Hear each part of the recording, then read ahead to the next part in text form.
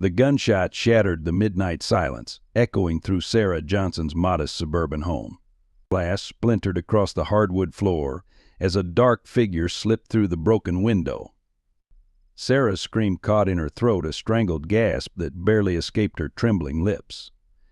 But the sound that followed sent ice through the intruder's veins, a deep, threatening growl emanating from the shadows of the hallway. "What the hell is that?" hissed a second intruder, flashlight beam dancing wildly across the walls. The beam caught a pair of amber eyes, reflecting like fire in the darkness. Before either man could react, 90 pounds of muscle and fury launched through the air.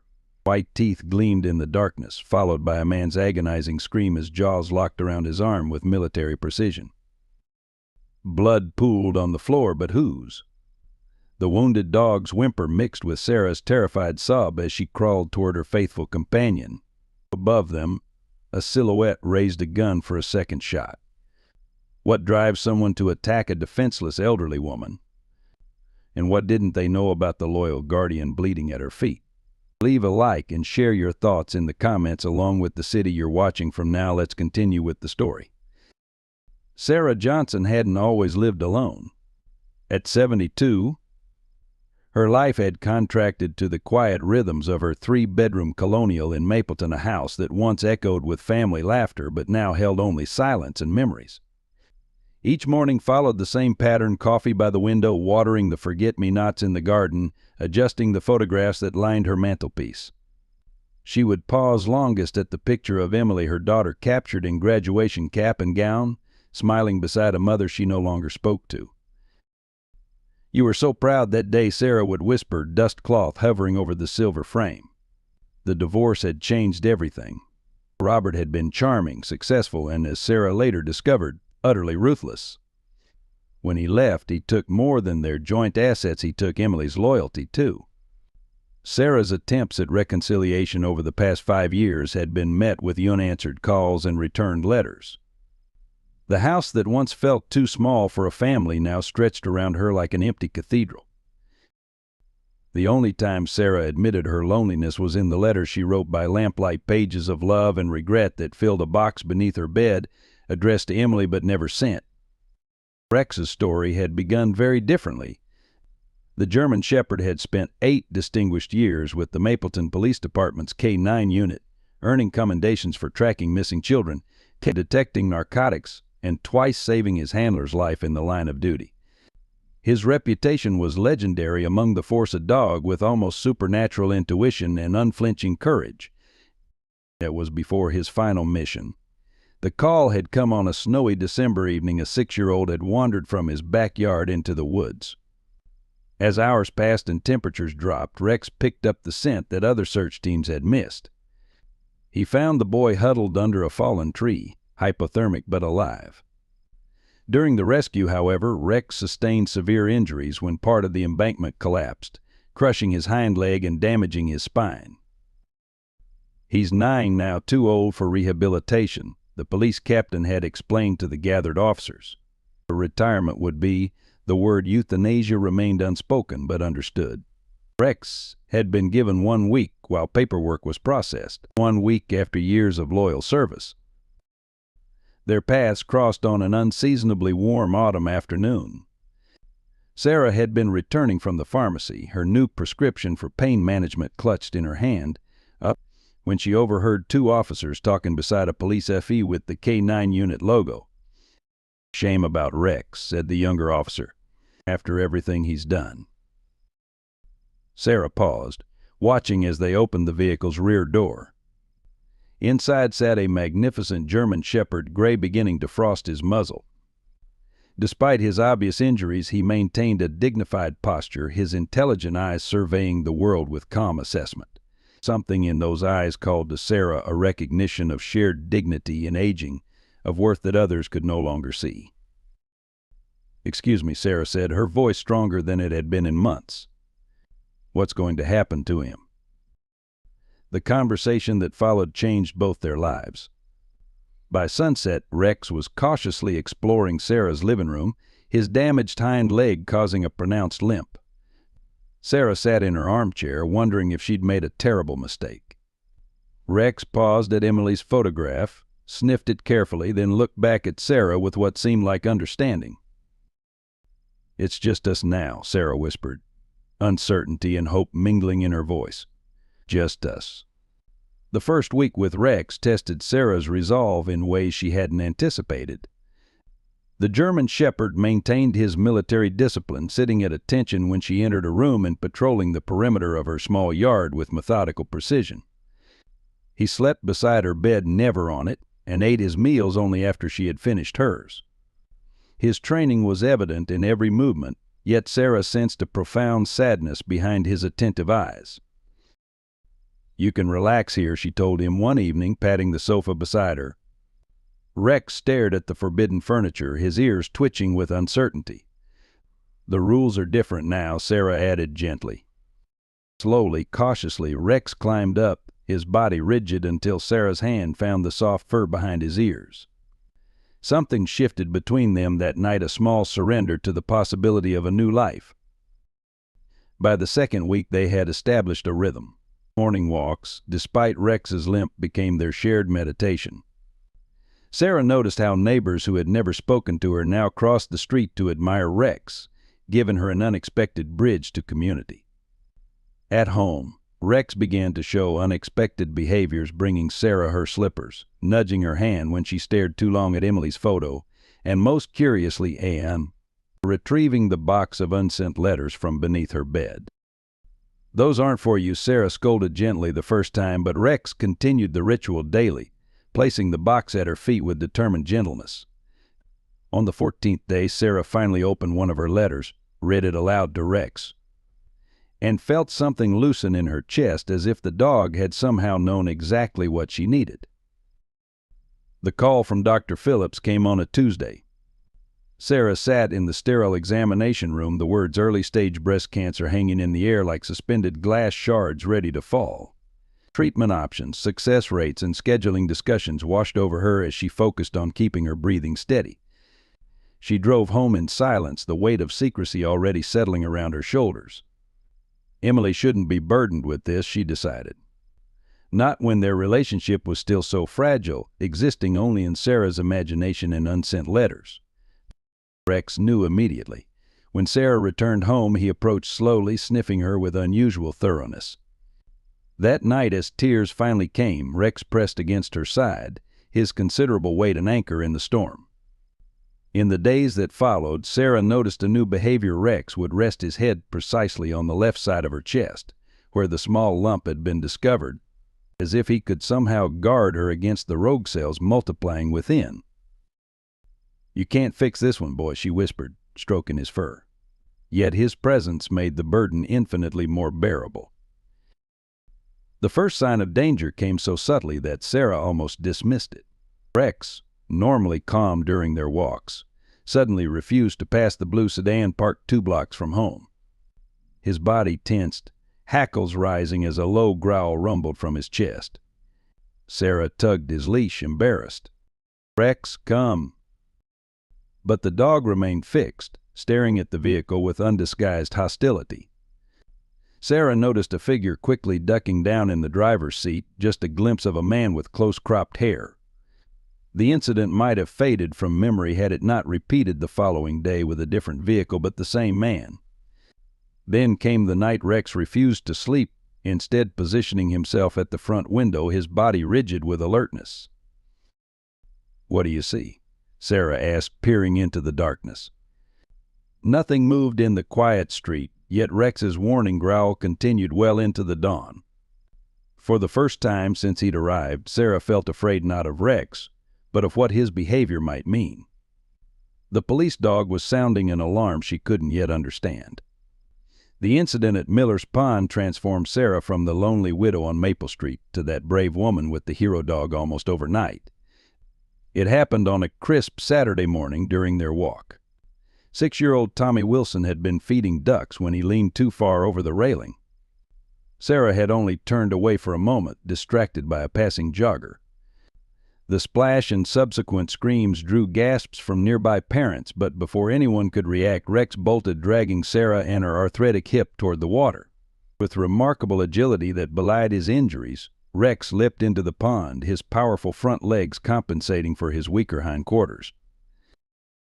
He just knew what to do, Sarah later told Mrs. Wilson, Tommy's grandmother, as they watched the soaking wet boy wrapped in emergency blankets. I didn't give any command. The story spread through Mapleton with the efficiency of small-town telegraph. The people began stopping by with casseroles and thank-you cards. Sarah found herself hosting afternoon teas for neighbors who had previously only nodded from a distance. Rex accepted the attention with dignified tolerance. Though Sarah noticed he remained vigilant even during these social calls, his eyes frequently checking windows and doors. Most surprising was the friendship that developed with Eleanor Peterson, Tommy's grandmother, who insisted on walking with Sarah and Rex each morning. "You and that remarkable dog saved my only grandchild," she'd say. "The least I can do is keep you company." For Sarah, these conversations became treasured lifelines as her medical treatments began, though she kept her diagnosis private. It was during one such morning walk that Rex's behavior shifted their routine again. Passing the small wooded area that bordered the park, Rex suddenly tugged toward a cluster of bushes. Sarah, expecting another squirrel chase, was surprised when Rex led her to a makeshift camp hidden from the main path. A man in tattered clothes scrambled up from a bedroll, his weathered face registering shock, then recognition. "Rex," the man whispered hoarsely. The German shepherd's reaction was extraordinary. His tail wagged with uncharacteristic enthusiasm. The man knelt, and Rex bounded forward to lick his face.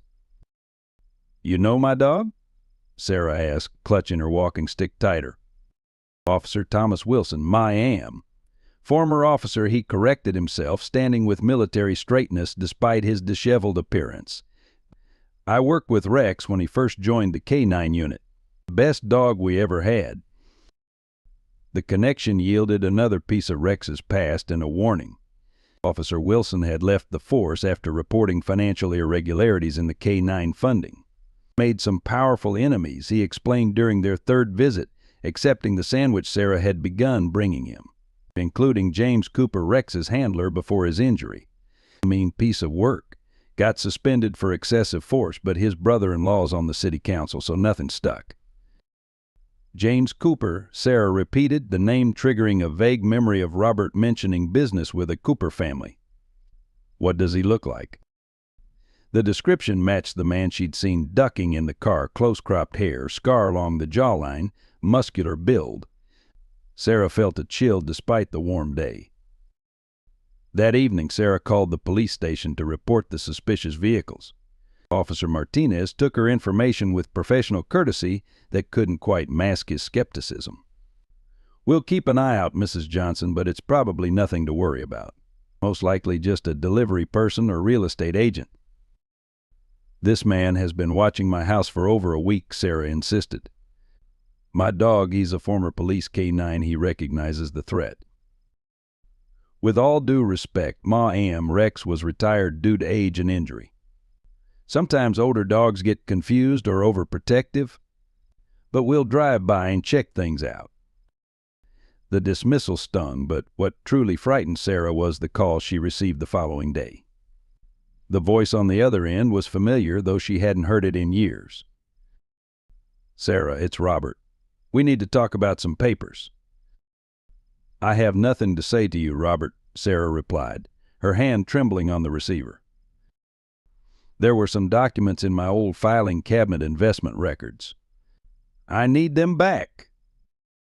"Whatever was left after the divorce is mine," Sarah said, recalling the furniture and paperwork Robert had abandoned in his haste to start his new life. "This isn't a request, Sarah." The charm that had once defined Robert's voice had hardened into something cold. "Those papers could be misunderstood if found by the wrong people. For Emily's sake, don't make this difficult." The mention of their daughter sent anger surging through Sarah. "Don't you dare use Emily to manipulate me." "I'll send someone to pick them up tomorrow." "I have them ready." The line went dead. That night, Sarah searched through Robert's old filing cabinet in the basement. Behind a folder labeled Tax Records 2010, she found an envelope containing what appeared to be investment documents with offshore account numbers and handwritten notes. She didn't understand the financial details, but recognized the name scrawled repeatedly in the margins, Cooper Investment Group. As she climbed the stairs with the envelope, Sarah found Rex standing at the back door, his body rigid, a low growl emanating from deep in his chest. And through the curtained window, a shadow moved across the backyard.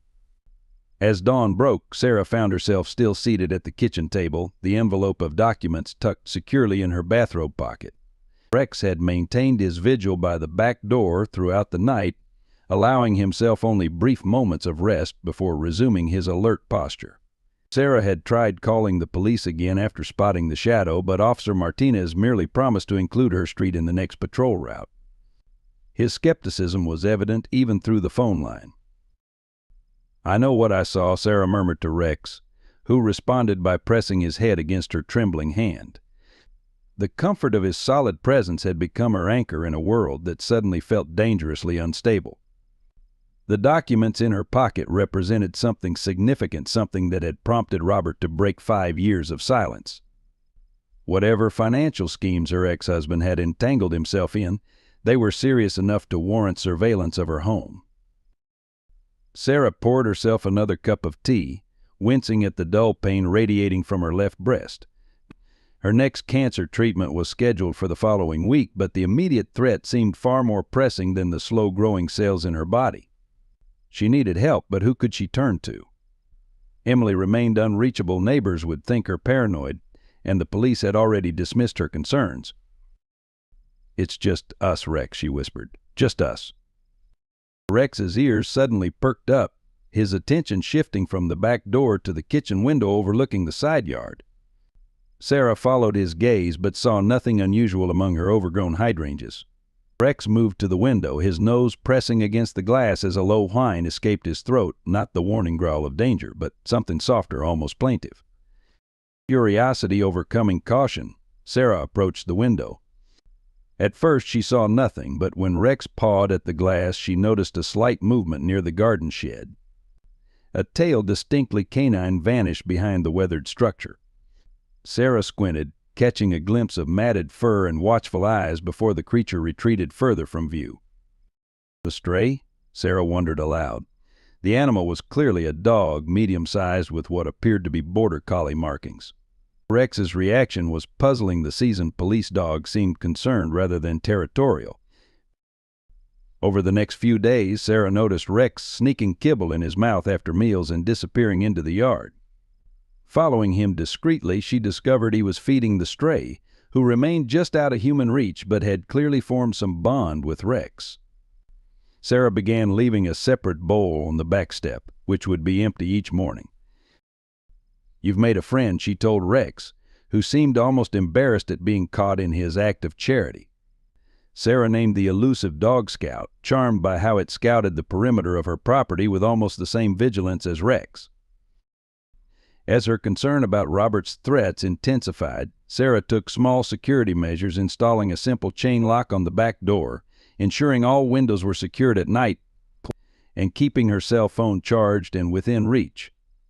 She moved the documents to different hiding places each day, an old woman's game of hide and seek that might have seemed paranoid to outsiders but felt increasingly necessary.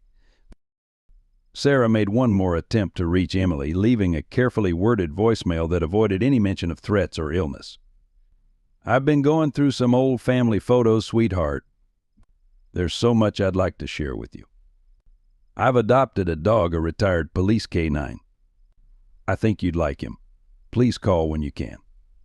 The message felt inadequate against the growing shadow of threat, but it was all she could manage without alarming her daughter unnecessarily. Rex's behavior grew increasingly protective. He no longer allowed Sarah to walk near windows at night and insisted on sleeping positioned between her bed and the bedroom door. During their increasingly shorter walks, he would stop frequently, scanning the street with professional assessment. Sarah noticed the blue sedan had returned, now frequently parked at varying distances from her home. Sometimes she caught a glimpse of its driver, the close-cropped hair and scarred jaw that Officer Wilson had described as belonging to James Cooper.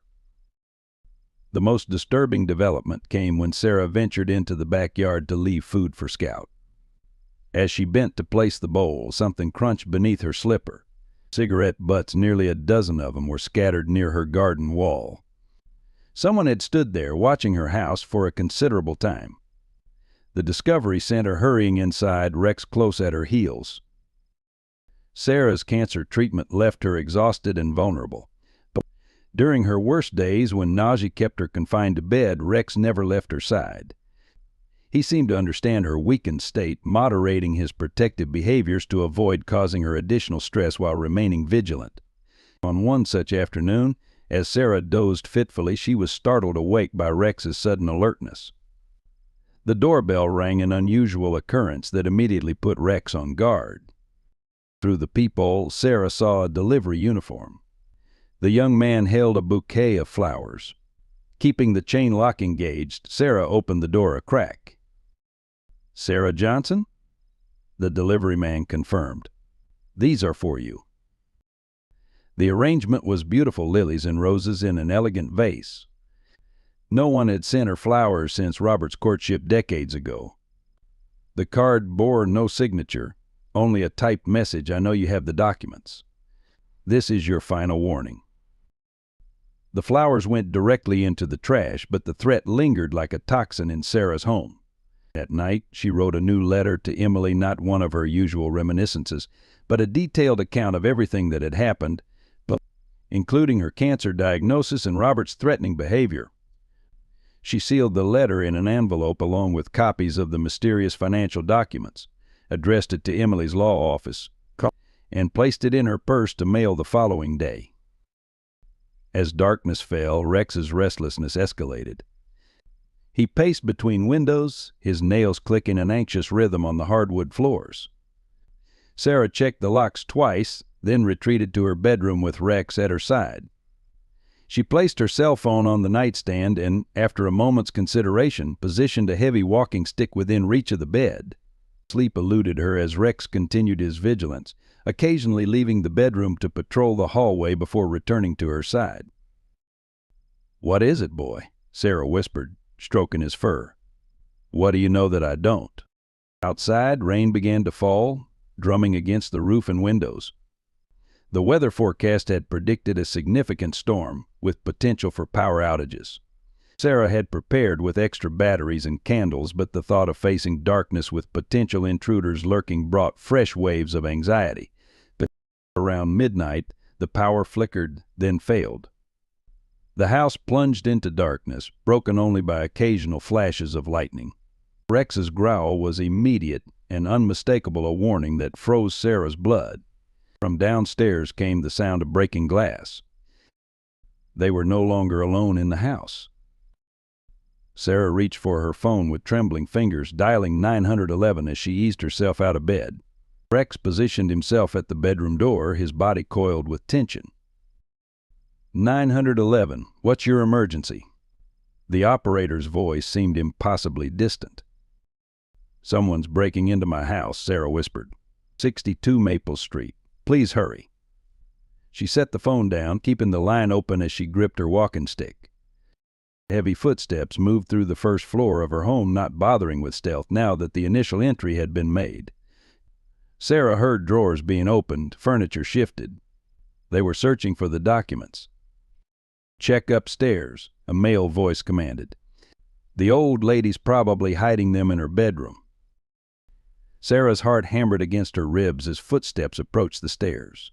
Rex's growl deepened, the sound vibrating through the floorboards. In the darkness, Sarah made a decision. She couldn't outrun or overpower the intruders, but she could delay them until help arrived. "Rex," she whispered, "stay." The command visibly confused the dog, who was trained to protect. Sarah slipped from the bedroom into the hallway bathroom, locking the door behind her. Through the thin walls, she heard the heavy tread of boots on the stairs. Mrs. Johnson called a mock-friendly voice. "We know you're up here. This doesn't have to be difficult. Just give us the papers, and we'll leave you alone." Rex's bark exploded like a gunshot, followed by a startled curse from the intruder. Sarah pressed her ear to the bathroom door, listening to the confrontation unfolding in her hallway. Jesus Christ, is that a police dog? Nobody said anything about a damn K9. It's just an old mutt, replied another voice, colder, more authoritative. Cooper said it's retired, half crippled. Just kick it if it gets too close. The sound that followed chilled Sarah's blood. Rex's attack bark, a thud of bodies colliding, and a man's scream of pain. The battle had begun. Shoot the damn dog, someone shouted. The bathroom suddenly felt like a trap rather than a sanctuary. Sarah unlocked the door, clutching her walking stick.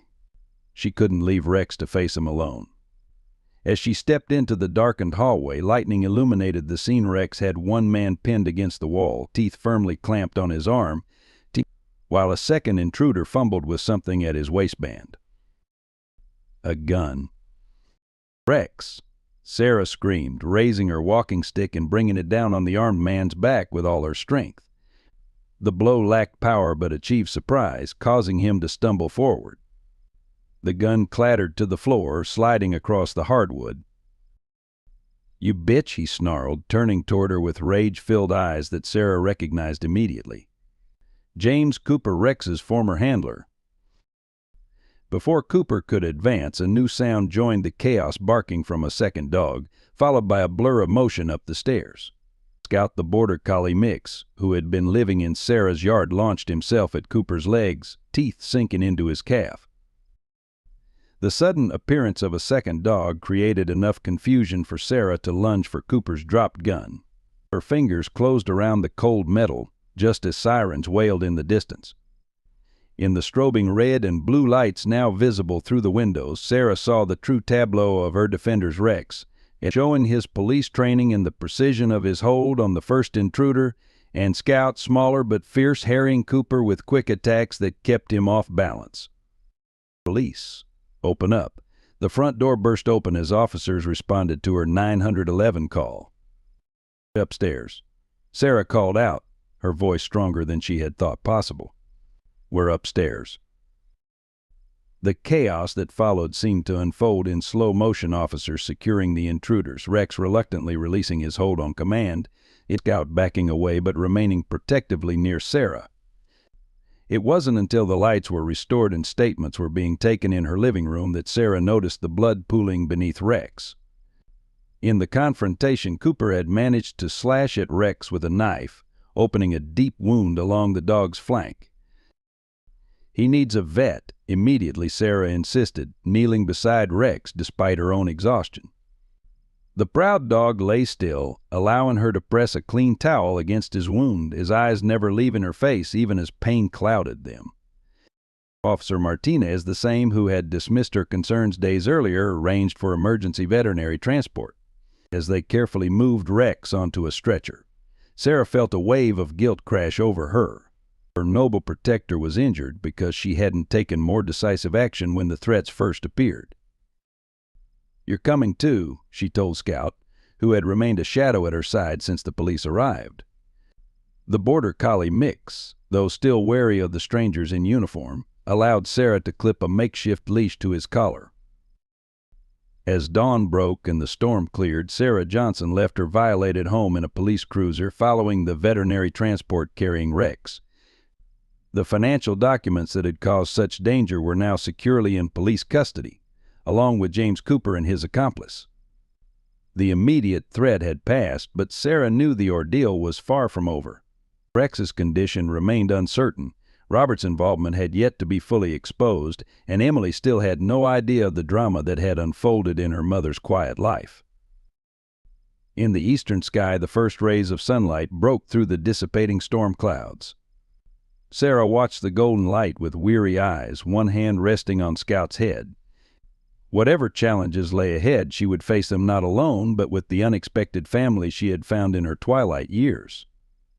The fluorescent lights of Mapleton Veterinary Emergency Center cast harsh shadows across Sarah's face as she paced the small waiting room, her hands clasped tightly together to control their trembling. Scout sat dutifully at her feet, his border collie eyes tracking her every movement with newfound devotion.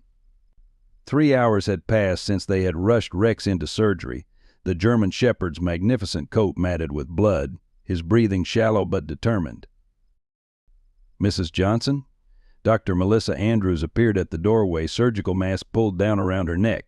Her expression remained professionally neutral, giving nothing away.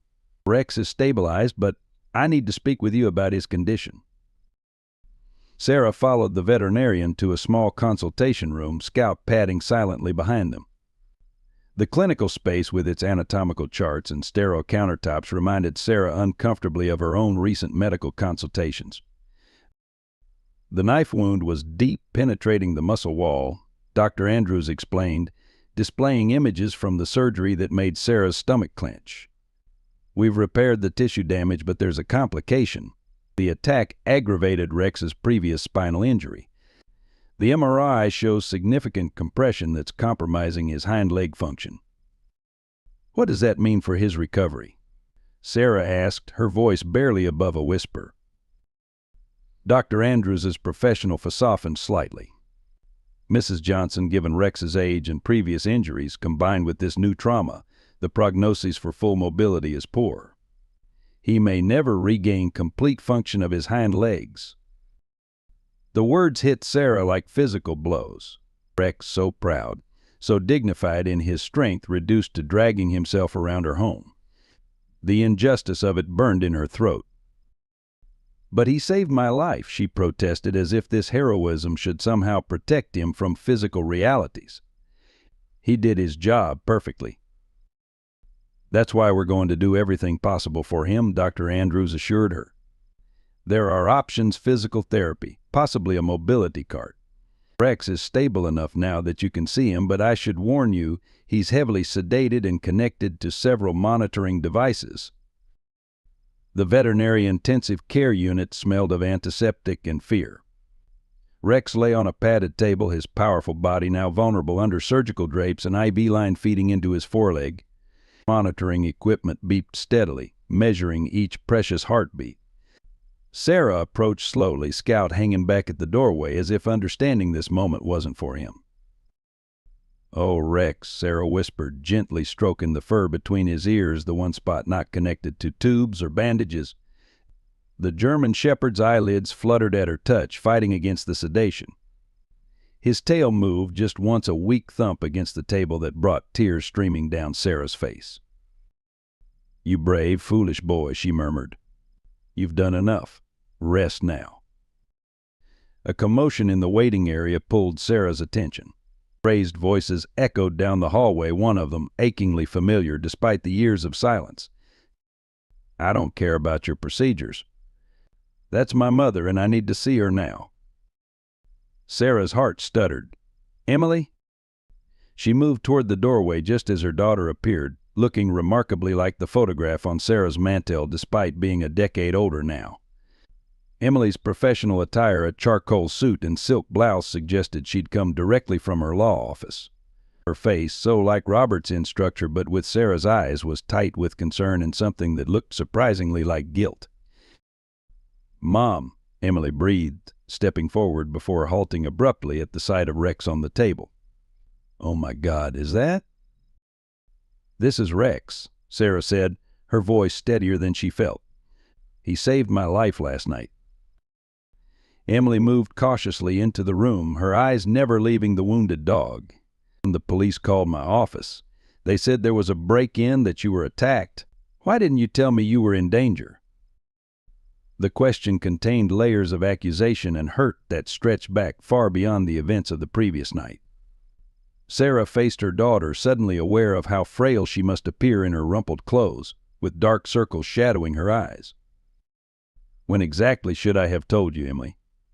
Between your unreturned calls and sent back letters?" Emily flinched as if struck. "I saw it on the news first. A retired police dog defends elderly woman during home invasion. They showed your house, Mom, your house with the police tape. I had to find out that way." The revelation that their family drama had become public fodder momentarily distracted Sarah from the joy of seeing her daughter. "The news? Already?" It's everywhere, Emily confirmed, pulling out her phone to display a local news website. The headline screamed, "Hero K9 critically injured protecting owner from armed intruders." Below it was a police file photo of Rex in his service days, looking powerful and invincible in his tactical vest. A soft whine from Scout, who had remained anxiously at the door, broke the tension. Emily noticed the border collie mix for the first time. "You have 2 dogs now?" "This is Scout," Sarah explained, beckoning the nervous dog closer. "He helped too. He's been living in my yard. Rex has been caring for him." Emily knelt, offering her hand to Scout in a gesture that echoed Sarah's own tentative peace offerings over the years. The parallel wasn't lost on either woman. "Mom, we need to talk about Dad," Emily said, rising. "The police said the men who broke in were looking for documents that might implicate him in financial crimes. They're questioning him now." Before Sarah could respond, her cell phone rang the police detective assigned to her case. The conversation was brief but alarming. James Cooper had escaped custody during transport, overpowering an officer and fleeing on foot. Given his connection to Rex and his explicit threats against Sarah, officers were being dispatched to the veterinary center immediately. "We need to go," Sarah told Emily as she ended the call, quickly explaining the situation. "Cooper worked with Rex before. He knows we're likely here." Dr. Andrews, hearing the commotion, entered with concern. "Mrs. Johnson, Rex isn't stable enough to be moved." "You don't understand," Sarah insisted, the terror of the previous night rushing back. "The man who did this, who hurt Rex, he's escaped custody. He might come here to finish what he started." The veterinarian's expression shifted from concern to alarm. "We'll move Rex to our secure interior treatment room and lock down the facility. It's standard protocol for when we treat police K9s injured in the line of duty." As staff mobilized to relocate Rex, Sarah gathered Scout's makeshift leash. Emily placed a protective arm around her mother's shoulders, the first physical contact between them in 5 years. The gesture unleashed a flood of emotions that Sarah had no time to process. "Mrs. Johnson," a nurse called urgently from the monitoring station. "Rex's vitals are spiking. His heart rate is elevated, and he's fighting the sedation." Sarah rushed back to Rex's side. The German Shepherd was indeed struggling to rise, his eyes now fully open and alert despite the powerful sedatives. A low growl emanated from deep in his chest, the same warning sound Sarah had come to recognize over their weeks together. "He senses something," Sarah realized aloud. "Rex only does this when—" The power cut out, plunging the veterinary center into darkness. Emergency lights activated seconds later, casting an eerie red glow across the treatment area. From the front of the building came the sound of breaking glass, followed by a scream quickly cut short. "He's here," Sarah whispered, her blood turning to ice. "Cooper found us." Dr. Andrews moved quickly, detaching Rex from the non-essential monitoring equipment. "The secure room is through those double doors. We need to move now." Emily took charge with a lawyer's decisiveness. "Mom, go with them. I'll call 911. "No," Sarah grabbed her daughter's arm. "We stay together. I'm not losing you again." The staff worked efficiently despite their fear, transferring Rex to a gurney. The German Shepherd was now fully alert, his eyes focused on the hallway leading to the reception area. Scout pressed against Sarah's legs, his fur bristling as he picked up on the mounting danger. Heavy footsteps echoed through the clinic, accompanied by the sound of doors being flung open. James Cooper's voice carried down the corridor, slurred with adrenaline and rage. "Where is she? Where's the old woman and that damn dog?" "Through here quickly," Dr. Andrews whispered, holding open the door to the secure treatment room. The staff pushed Rex's gurney through, with Sarah, Emily, and Scout following closely behind. The heavy metal door closed with a solid click as the electronic lock engaged. "This room is used for treating K9 officers," Dr. Andrews explained in hushed tones. "Reinforced doors, separate ventilation, emergency power. We should be safe until police arrive." Sarah wasn't convinced. She had seen the hatred in Cooper's eyes, had witnessed his determination firsthand. The secure room, while better than nothing, was essentially a trap if Cooper managed to breach the door. Rex seemed to share her assessment. Despite his injuries, he was struggling to rise from the gurney, his focus never wavering from the door. Scout, taking cues from the older dog, positioned himself protectively in front of Sarah and Emily. "Mom, what documents does Dad think you have?" Emily whispered, her lawyer's mind seeking understanding even in crisis. "Investment record," Sarah replied, keeping her voice low.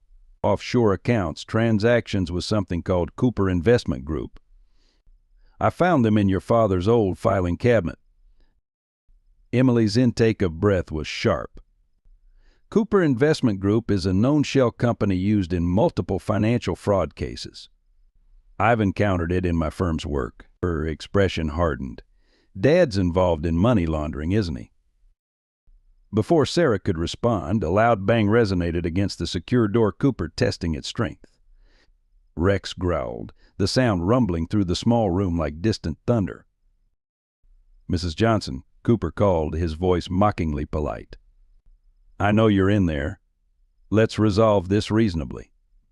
All I want are the documents." "The police are on their way," Dr. Andrews shouted back, her voice admirably steady. "This facility is surrounded by security cameras. You've been recorded." Cooper's laugh held no humor. "Lady, I've got nothing left to lose. Your cameras don't scare me." The metallic click of a gun being cocked punctuated his statement. "I'm giving you 1 minute to open this door, or I start shooting through it." The veterinary staff huddled together, fear evident on their faces. Emily pulled Sarah behind a heavy metal examination table, creating minimal protection from potential gunfire. Scout stayed at their side while Rex continued his determined struggle to stand. "Mom," Emily whispered urgently, "I need to tell you something. I've been keeping tabs on you through a private investigator. After everything with Dad, I was too angry to talk to you, but I needed to know you were okay." Sarah stared at her daughter in disbelief. "All this time?" "I know about your cancer diagnosis," Emily continued, tears welling in her eyes. "I was going to contact you next week. I had it all planned, what I'd say, how I'd offer to help. And now this happens, and I realize how much time I've wasted being stubborn." 30 seconds. Cooper shouted from the hallway. Sarah squeezed her daughter's hand. "We'll have time to discuss all of this later," she promised, hoping it wasn't a lie. Rex had finally managed to stand on the gurney, his back legs trembling visibly with the effort. Blood was already seeping through his surgical bandages, but his focus remained unbroken. Beside him, Scout had taken position, as if the smaller dog understood they were the last line of defense. 10 seconds. Sarah made a decision. "Dr. Andrews, is there another way out of this room?" The veterinarian pointed to a small door at the back. "Service access for equipment. It leads to the alley behind the building." "Emily, help me with Rex," Sarah directed, moving toward the gurney. "We're going to create a diversion." "What? Mom, no."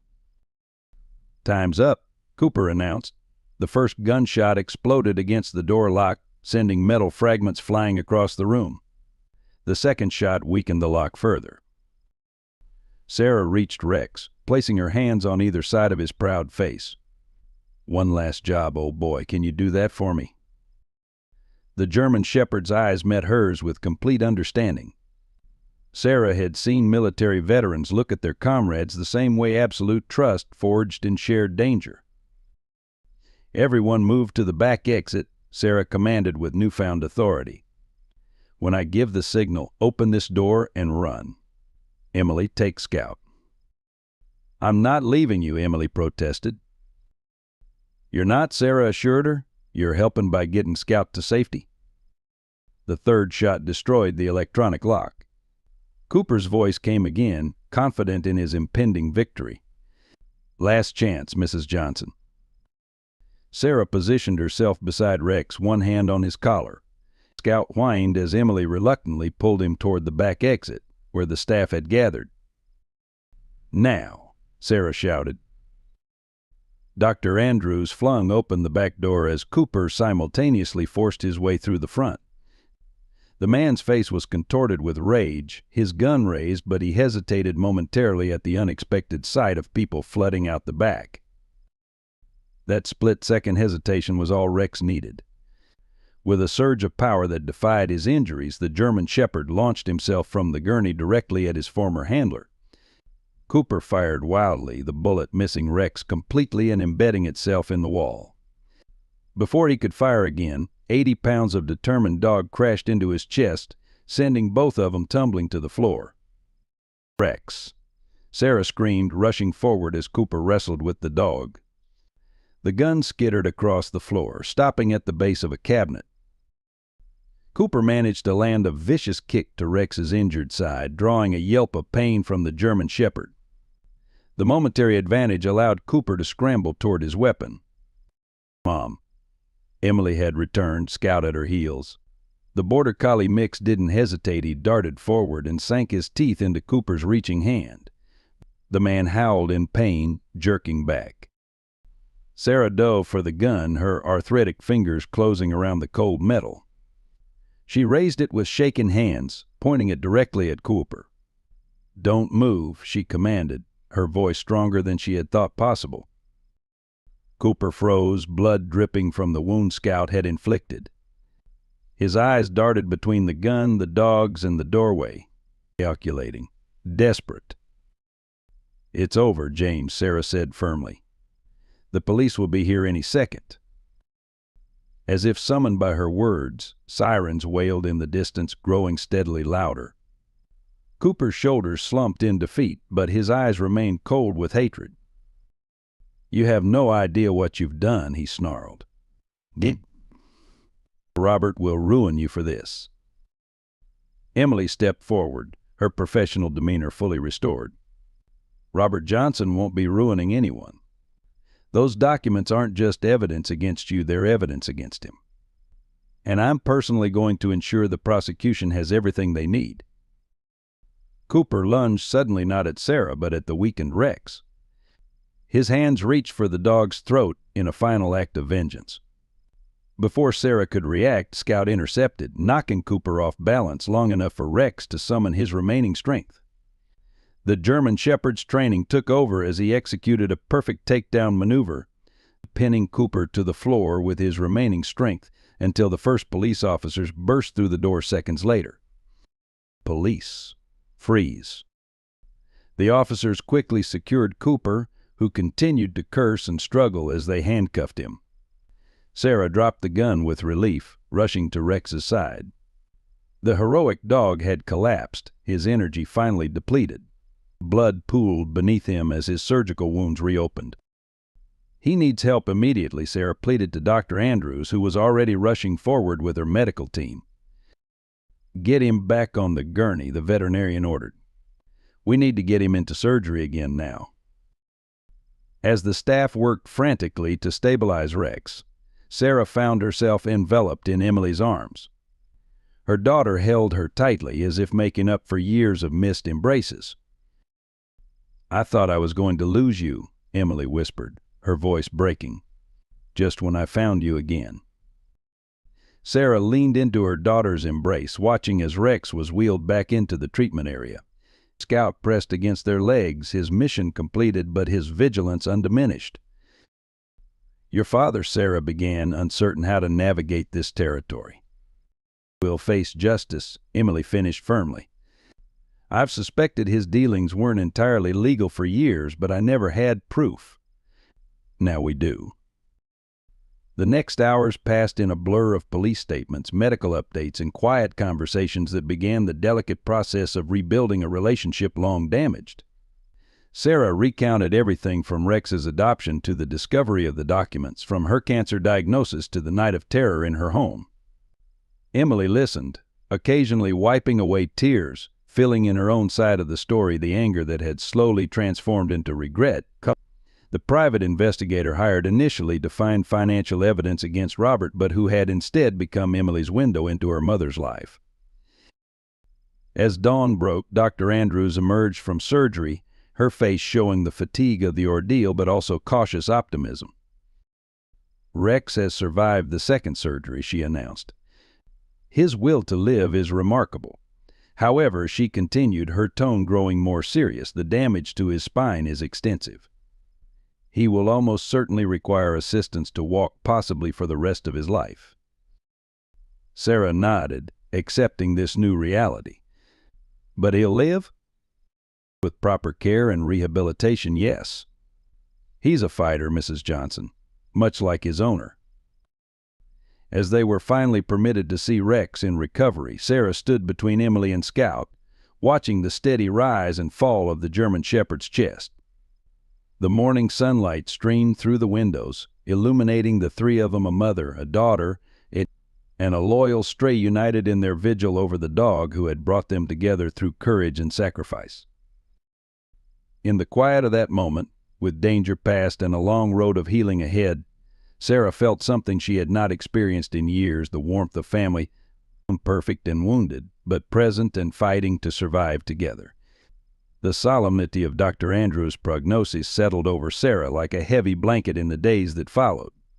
Rex remained hospitalized, his condition stabilized, but far from what anyone would call promising. Each morning, Sarah arrived at the veterinary center at precisely 8 a.m., her medical appointments now scheduled around these visits. She would sit beside Rex's kennel for hours, reading aloud from dog-eared paperbacks or simply talking to him about ordinary matters, the weather, the neighborhood gossip, the gradual reconnection with Emily. "The physical therapist says you're showing some improvement," Sarah told him on the 5th day, gently stroking the fur between his ears, the one gesture that always produced a tail wag, however feeble. "She thinks we might be able to try the mobility cart next week." Rex's eyes, still bright with intelligence despite his weakened state, followed her movements. The proud German shepherd, who had once cleared 6-foot fences in pursuit of suspects, now struggled to lift his head when she entered the room. His back legs remained motionless despite the intensive treatment, and Dr. Andrews had confirmed their worst fears: the nerve damage was permanent. "He'll never walk normally again," the veterinarian had explained gently. "The damage from his original injury was exacerbated beyond repair during the attack. With a mobility cart and physical therapy, he can have a good quality of life, but his days as a working dog are definitively over." The words had struck Sarah with unexpected force.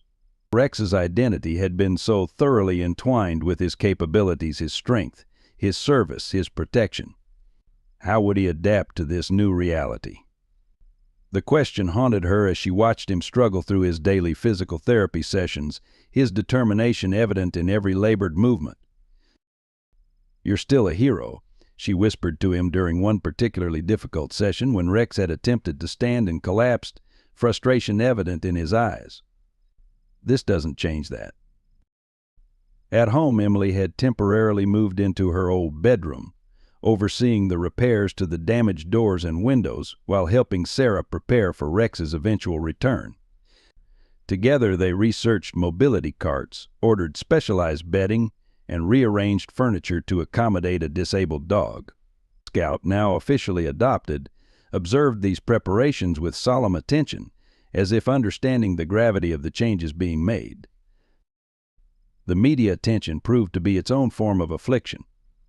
What had begun as a local human interest story, Hero Police Dog Saves Elderly Owner, had morphed into a national sensation after Cooper's escape and recapture. Sarah's quiet life had been thrust into the spotlight, with reporters camped at the end of her driveway and story requests flooding her answering machine. "Mrs. Johnson, would you and Rex consider an appearance on Good Morning America?" one producer asked when Sarah answered the phone by mistake. "We'd cover all travel expenses, of course, and make accommodations for Rex's condition." "Rex is not a circus attraction," Sarah had replied, her voice tight with barely contained anger. "He's recovering from life-threatening injuries sustained while protecting me. Please respect our privacy." But privacy proved elusive. Neighbors she'd barely spoken to in years now appeared at her door with casseroles and offers of assistance, their sudden interest feeling more intrusive than supportive. Sarah recognized their good intentions but couldn't help noticing how many arrived with smartphone cameras at the ready, but eager to document their connection to the local celebrities.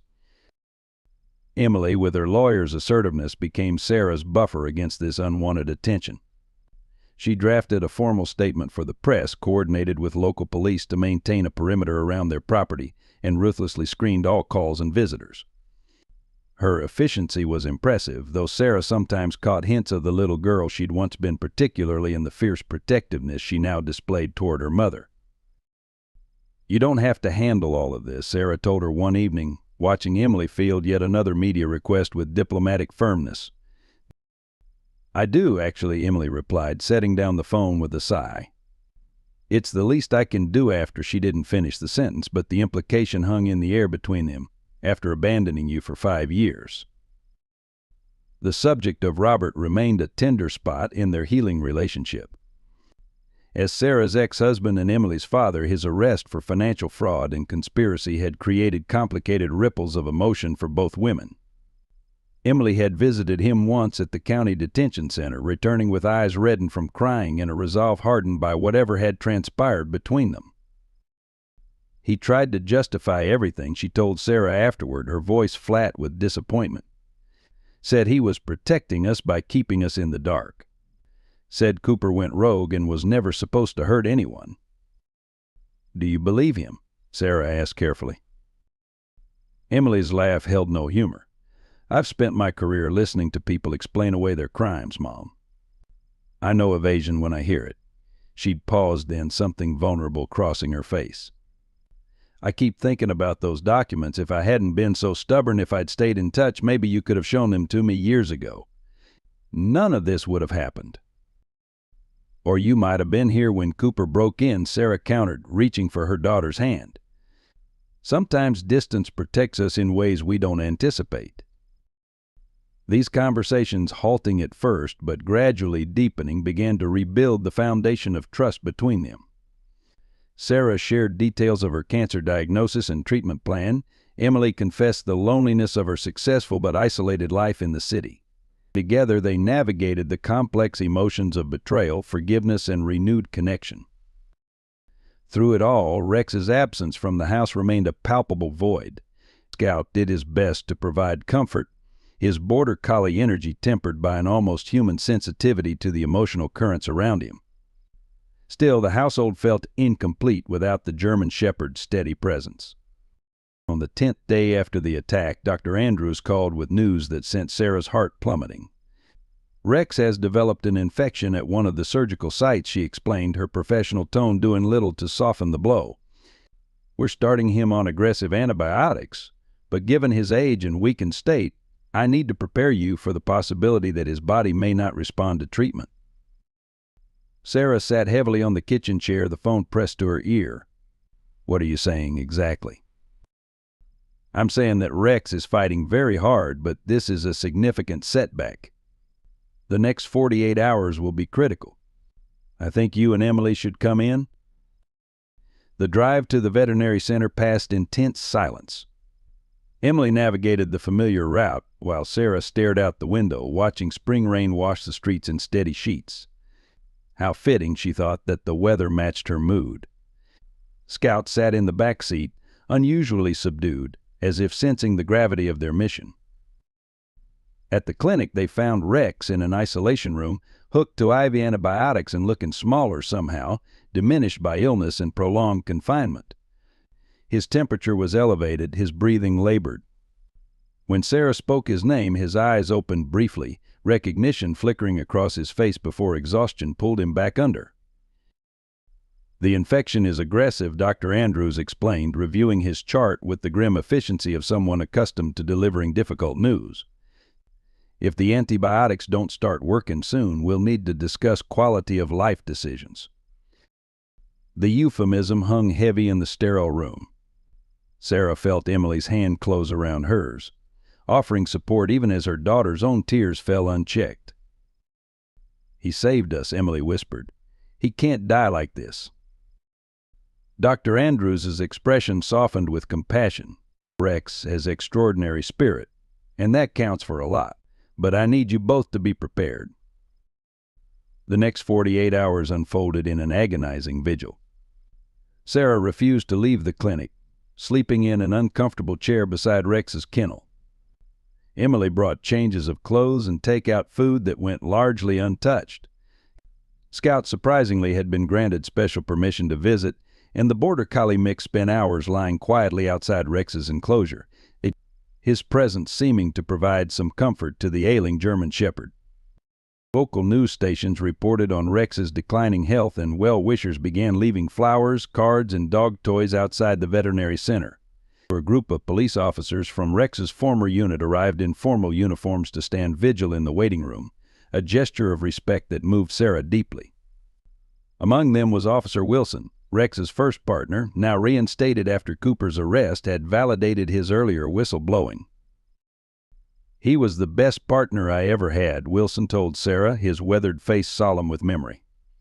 "Whatever happens, he'll always be remembered with honor." As dawn broke on the second day, Rex's fever spiked dangerously high.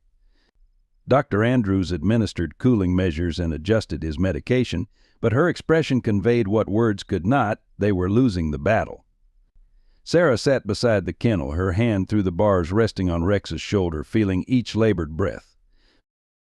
"It's okay to let go," she whispered, though every fiber of her being rebelled against the words. "You've done enough, brave boy, more than enough." Emily knelt beside her mother, one arm around Sarah's shoulders. "Tell him about when you first met," she encouraged gently. "Tell him your favorite memories." So Sarah began to speak, her voice low and steady despite her breaking heart.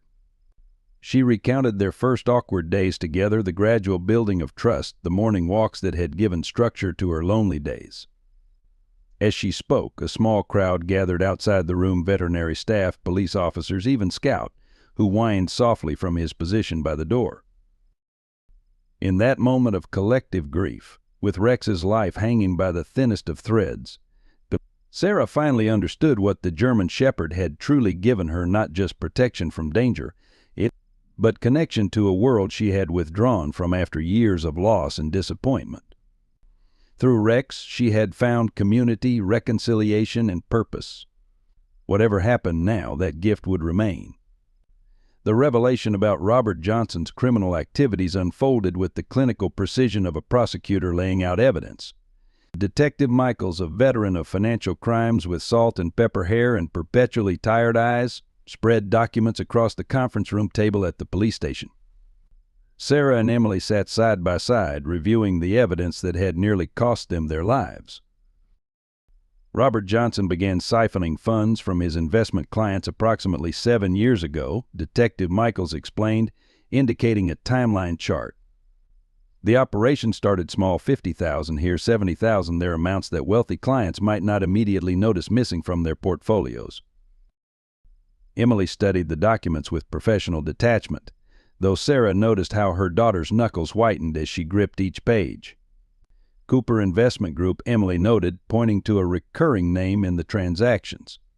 James Cooper's family business? Shell Company? Detective Michaels confirmed. James Cooper's uncle established it years ago as a legitimate enterprise, but it was dormant until Robert approached James with a proposition.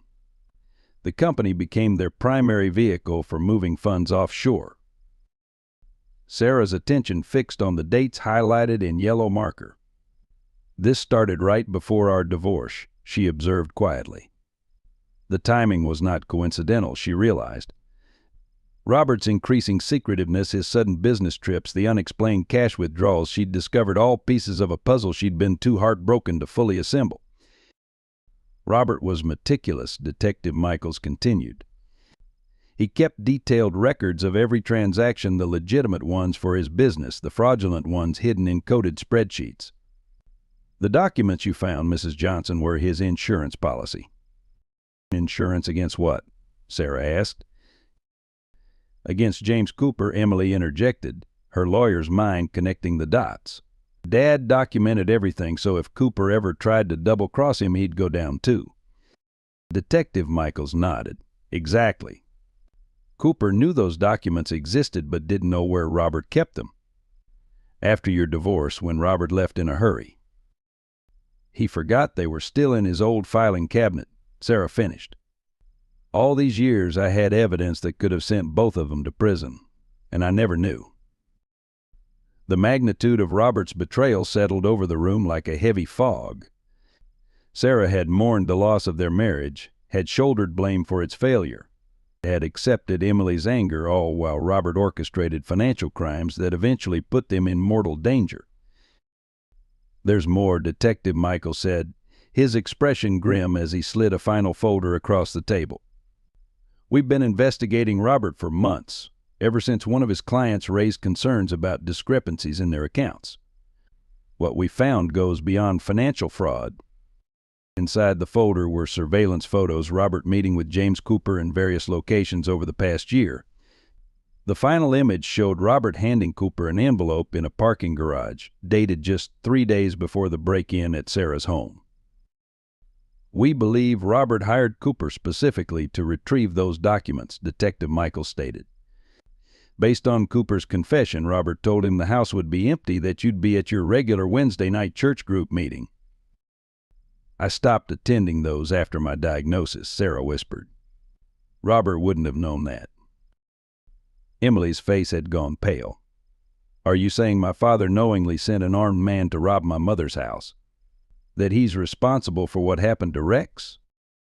"The evidence suggests Robert knew Cooper would be armed and had authorized him to use whatever means necessary to recover the documents," Detective Michaels confirmed. "Now, we've added conspiracy to commit armed robbery and attempted accessory to assault to the charges against him." As they left the police station, the spring sunshine felt like a mockery of the darkness they'd uncovered. Emily walked in silence beside Sarah, her legal briefcase clutched tightly against her chest like armor. They had nearly reached the car when Emily abruptly stopped. "I defended him," she said, her voice hollow with disbelief. "For years I blamed you for driving him away. I believed every word when he told me you'd become impossible to live with, that you'd forced him to leave." Her composure cracked, tears welling in her eyes. "And all this time he was just covering his tracks." Sarah reached for her daughter's hand. "We both believed what we needed to believe, Emily." The drive home passed in contemplative silence, each woman processing the revelations in her own way. Sarah felt strangely unburdened. The truth, however painful, had finally severed the last threads of guilt she'd carried since the divorce. Emily, however, seemed to sink deeper into herself with each passing mile, the weight of betrayal settling heavily on her shoulders. They had just arrived home when Sarah's phone rang Dr. Andrews with an update on Rex. The German Shepherd's fever had broken overnight, his vital signs improving dramatically. The infection was responding to treatment. It wasn't a guaranteed recovery, the veterinarian cautioned, but it was the first positive development in days. "Can we visit him?" Sarah asked, relief washing through her voice. "Absolutely," Dr. Andrews replied. "In fact, I think seeing you both might be exactly what he needs right now." They were preparing to leave for the veterinary center when the doorbell rang. Scout, who had been dozing in a patch of sunlight, immediately sprang to attention, his border collie instincts triggering a warning bark. Sarah approached the door cautiously, the events of the past weeks having taught her prudence. Through the peephole, she saw a delivery uniform, a young woman holding a small package. "Certified mail for Sarah Johnson," the delivery person announced when Sarah opened the door a crack, chain still engaged. A signature required. The package bore the return address of Robert's law firm. Sarah signed for it with trembling fingers, bringing it inside and setting it on the kitchen table as if it might explode. Emily eyed it warily. "Should we open it now or after we see Rex?" she asked. "Now," Sarah decided.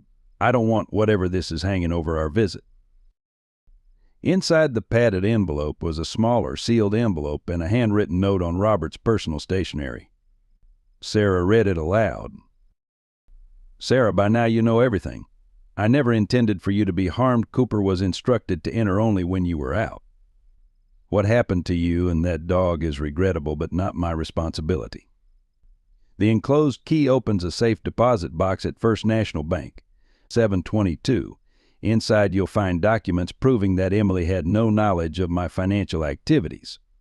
Make sure these reach the prosecutor. It's the last thing I can do for our daughter. Robert. Emily's laugh was brittle with disbelief. His final act of fatherly concern, making sure I don't get implicated in his crimes. How generous. Sarah studied the small key that had fallen from the envelope. We should give this to Detective Michaels. After we see Rex, Emily said firmly, taking the key and slipping it into her pocket. Dad's manipulations have taken enough from us already. But the atmosphere at the veterinary center had transformed since their last visit. Gone was the somber vigil of officers and staff preparing for the worst. Instead, there was cautious optimism as Dr. Andrews led them to Rex's kennel. The German Shepherd was still connected to IV fluids, but he was awake, his eyes alert and following their movements. When he saw Sarah, his tail thumped weakly against the blanket. His blood work this morning showed significant improvement, Dr. Andrews explained. The infection is responding to the antibiotics. If this continues, we might be able to resume physical therapy in a few days. Sarah knelt by the kennel, speaking softly to Rex through the bars. The dog's eyes never left her face, his expression holding the same dignified devotion she'd recognized the day they met. Emily joined her mother, reaching through to gently stroke Rex's fur. You scared us, Emily told him, her voice warm with affection that had grown steadily during their shared vigil. Don't do that again, okay? They spent an hour with Rex, sharing updates and drawing comfort from his gradual return to alertness. When it was time to leave, Sarah promised to return in the evening. As they walked through the reception area, a commotion near the entrance caught their attention. A harried receptionist was arguing with someone, a man whose voice grew increasingly insistent. I just need 5 minutes, he demanded. She'll want to see me. Sarah froze, recognizing the voice instantly. Robert? Her ex-husband turned, impeccably dressed despite the circumstances in a tailored suit and silk tie. His silver hair was perfectly styled, his posture straight, the very image of successful respectability. Only the electronic monitoring bracelet around his ankle betrayed his status as a man awaiting trial. Sarah, he acknowledged with a nod before turning his attention to their daughter. Emily, thank God I've been trying to reach you. Emily's body language transformed instantly, her shoulders squaring as she shifted to place herself slightly in front of Sarah. What are you doing here, Dad? You're violating your bail conditions by contacting us. Robert waved this away as a minor inconvenience. I had to see you, both of you. There are things you don't understand. We understand perfectly, Emily replied coldly. Detective Michaels showed us everything. The fraud, the offshore accounts, hiring Cooper to break into Mom's house. That's not how it happened, Robert interrupted, his charm giving way to desperation. Cooper was just supposed to get the documents. No one was supposed to get hurt. That damn dog attacked. His name is Rex, Sarah said quietly but firmly. And he was protecting me from an armed intruder sent by my ex-husband. Robert's expression hardened. Always the victim, aren't you, Sarah? I built everything we had while you played house. When things got complicated, I protected you by keeping you ignorant.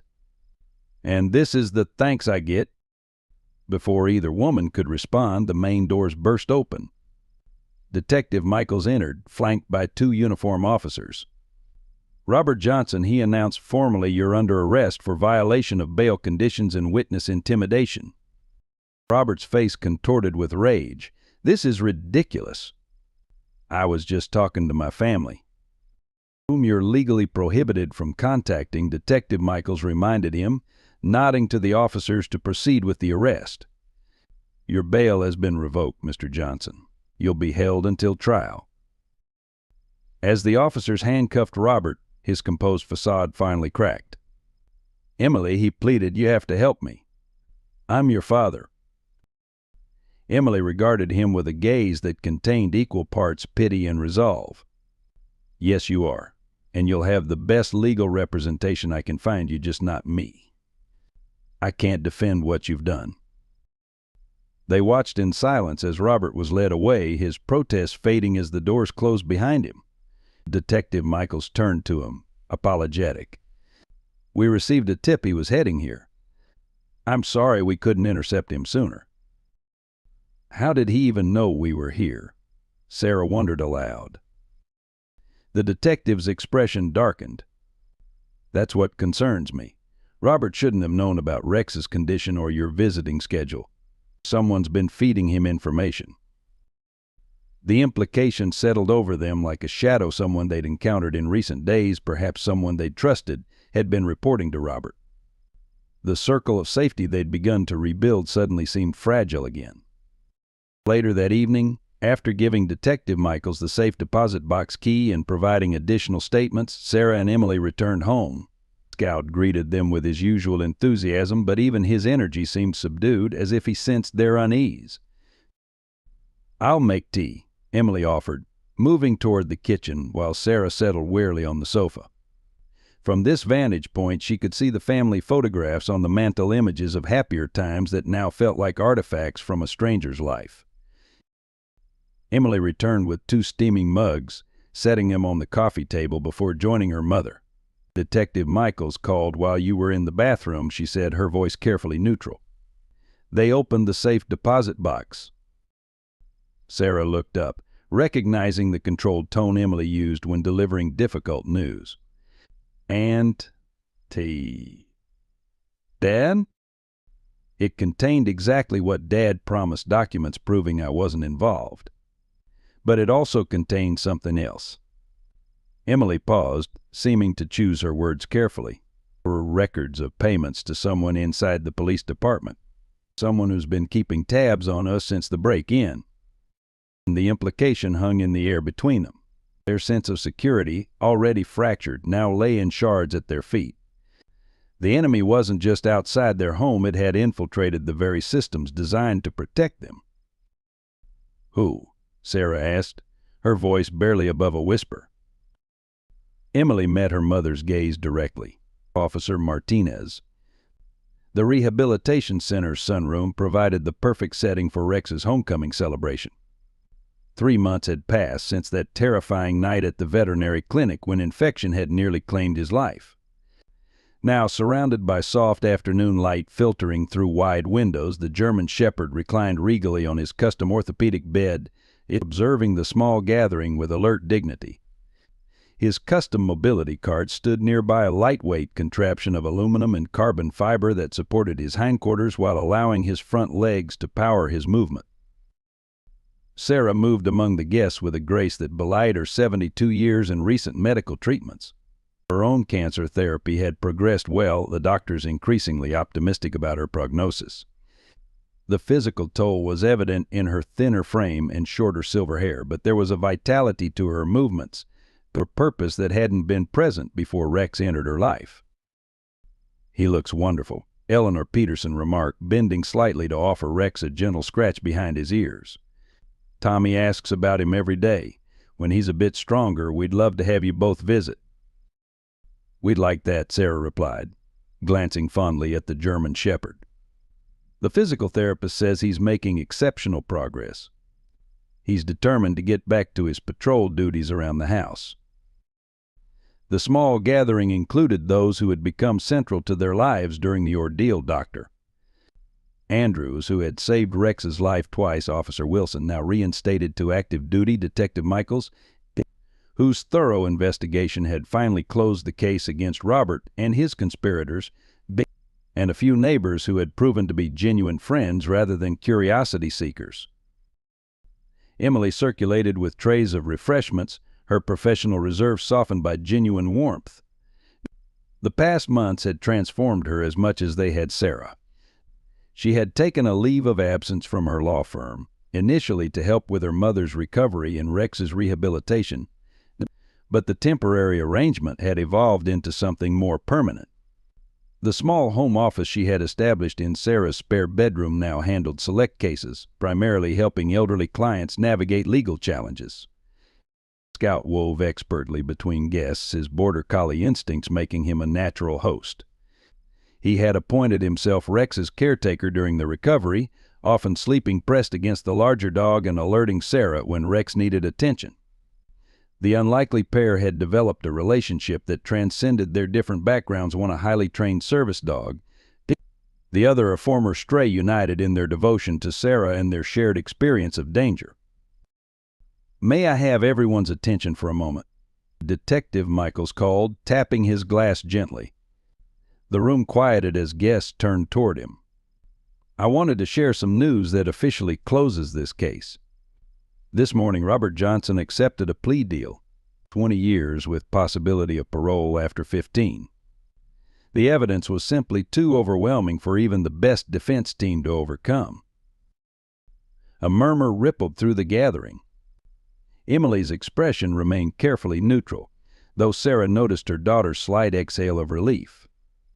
The plea deal meant no trial, no public examination of family wounds, no testimony that would force Emily to face her father across a courtroom. Additionally, Detective Michaels continued, James Cooper received 30 years without parole, given his direct role in the assault and his previous record. Officer Martinez and 2 other department members implicated in the corruption have been terminated and are facing criminal charges of their own. The detective raised his glass in a toast to justice served and to the remarkable dog who made it possible. As glasses were raised, Sarah felt a complex wave of emotions. The legal resolution brought closure, but not necessarily peace. Robert would spend his remaining vital years incarcerated, a punishment that fit his crimes but still represented the final severing of what had once been a family. Cooper would likely spend the rest of his life behind bars, his hatred of Rex having driven him to actions that destroyed his own future. The formal gathering gradually relaxed into casual conversation. Dr. Andrews knelt beside Rex, performing a discreet check of his surgical scars and muscle tone. "He's healing beautifully," she informed Sarah. "The cart is working well for him, though I've noticed he's starting to bear more weight on his back legs during physical therapy sessions." "He hates depending on the cart," Sarah admitted. "Sometimes I find him trying to stand without it, especially when Scout gets excited about something." "That determination might actually help his recovery," Dr. Andrews suggested. "The nerve damage is permanent, but the surrounding muscles can compensate to some degree with proper strengthening. He might eventually manage short distances without assistance." Sarah smiled at this cautious optimism, watching as Emily joined them, settling on the floor beside Rex despite her elegant outfit.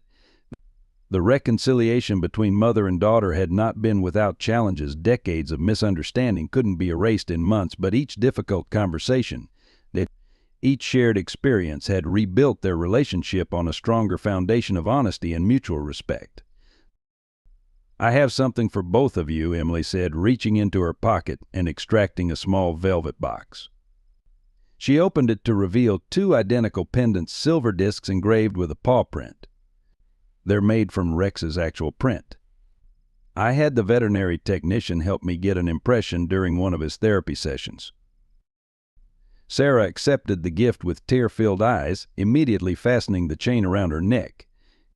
The weight of the pendant against her sternum felt right, a tangible reminder of the bond that had changed everything. As afternoon faded toward evening, guests began to depart with warm embraces and promises to visit again soon. Detective Michaels was the last to leave, pausing at the door with an expression that suggested he had saved one final piece of information. "There's something else you should know," he said, his voice lowered for privacy. "The department is establishing a new community outreach program with retired K-9 officers. Given Rex's public profile and remarkable recovery, they'd like him to be the program's ambassador. It would involve visiting schools, senior centers, community events showing people what these dogs are capable of, even after their active service ends."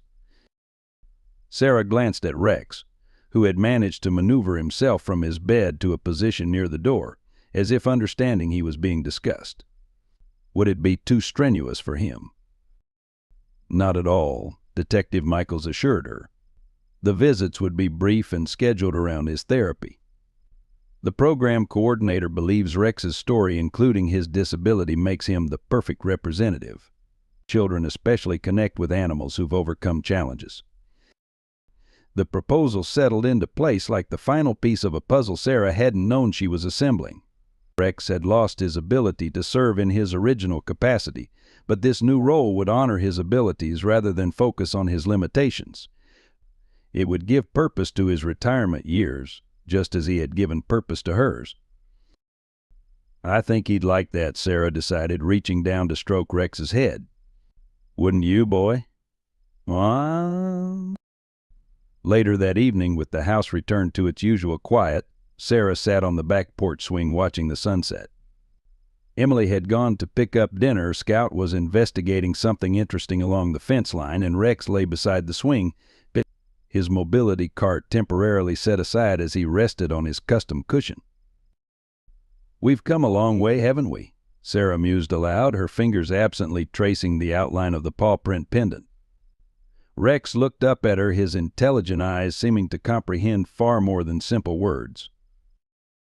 Sarah's gaze drifted to the garden that she and Emily had replanted together during Rex's hospitalization. The forget-me-nots had been joined by other perennials, creating a tapestry of colors that would evolve with the seasons. Near the center stood a small stone marker, a tribute to that terrible, wonderful night when danger had forced its way into their lives and inadvertently restored what had been lost. The past months had taught Sarah lessons she'd never expected to learn in her 70s, that family could be reconstructed from fragments, that courage wore many forms, some with 4 legs and fur, that physical limitations need not diminish inner strength, that it was never too late to begin again. The sound of Emily's car pulling into the driveway brought Sarah back to the present moment. Scout appeared from his explorations, racing to greet Emily with characteristic enthusiasm. Rex lifted his head, his tail sweeping slowly across the porch boards in anticipation. "Dinner's here," Emily called, balancing takeout bags as she navigated around Scout's welcome dance. "I got Rex and Scout those special treats from the pet bakery, too." Sarah watched her daughter approach, struck by how comfortable Emily now seemed in this place she had once fled. The house that had felt too empty for so long now brimmed with life, noisy, complicated, imperfect life that Sarah wouldn't trade for anything. As twilight deepened into evening, the 4 of them settled into their familiar routine. Rex received his medication hidden in a gourmet dog biscuit. Scout performed his repertoire of tricks for a smaller treat, and Sarah and Emily shared a meal at the kitchen table that had once hosted only silent, solitary dinners. Tomorrow would bring new challenges: another cancer treatment for Sarah, physical therapy for Rex, a client meeting for Emily. The path ahead remained neither simple nor guaranteed. But as Sarah looked around at the unlikely family they had formed, a cancer patient and her estranged daughter, a disabled police dog and a former stray, she felt a certainty that transcended fear. Whatever came next, they would face it together. In finding each other, they had each found home. Life's twilight years need not be defined by isolation and loss. Sarah's journey reminds us that even in our 70s, new beginnings await if we open our hearts to unexpected companions. Like Rex, many of us carry invisible wounds: the pain of estranged children, the scars of betrayal, the limitations of aging bodies. Yet these very vulnerabilities can become bridges to deeper connection. The family we build in our later years may look different than the one we once envisioned, perhaps including 4-legged guardians, or reconciled relationships we thought forever lost. Our greatest strength emerges not despite our brokenness, but through it. Even when mobility falters or health challenges arise, our capacity to love and protect remains undiminished. Remember that your story isn't finished. The wisdom you've earned through hardship makes you invaluable to your community. Like Rex finding new purpose as an ambassador, your limitations need not define your contributions. Today is never too late to mend a relationship, embrace an unexpected companion, or discover renewed purpose in life's continuing journey. I hope you enjoyed today's story. Subscribe to the channel so you don't miss more stories like this. Leave a like and Comment below what you thought of the story. See you in the next video.